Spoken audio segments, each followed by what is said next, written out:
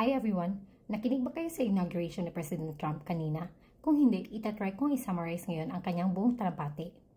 Una, ipinahayag niya ang Golden Age. Ang sabi niya, ang gintong panahon ng Amerika ay nagsisimula ngayon. Ito ay bilang simbolo ng optimism para sa hinaharap or future ng bansa. Pangalawa, ay sinabi niya ang America First policy, which ang parati niya sinasabi na ang first priority daw niya ay ang interes ng Amerika. Pangatlo, pagsasauli ng soberenya at kaligtasan. Nangako siya na ibabalik ang seguridad ng Amerika. Pang-apat ay critic sa nakaraang administrasyon. Panglima, pambansang emergency sa southern border. Ito ay upang pigilan ang iligal na imigrasyon sa southern border.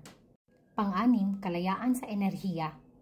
Nagpromise siya sa pagtaas ng produksyon ng langis sa loob ng bansa by fracking at sa drilling. Pang-pito, sa panukalang pang-ekonomiya. Nagplano siyang magpataw ng mga taripa upang suportahan ang manggagawang Amerikano. Pang-walo, mga patakaran sa lipunan. Iginiit niya ang pagkilala sa dalawang kasarian lamang at pagpapalaganap ng kalayaan sa pagsasalita. Ika-siyam, pagpapalit ng pangalan.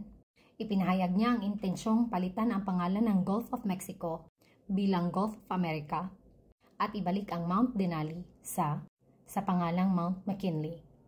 Pang-sampu, espasyo at eksplorasyon. Nag-promise siyang magpadala ng watawat ng Amerika sa Mars bilang bahagi ng space exploration sa Mars.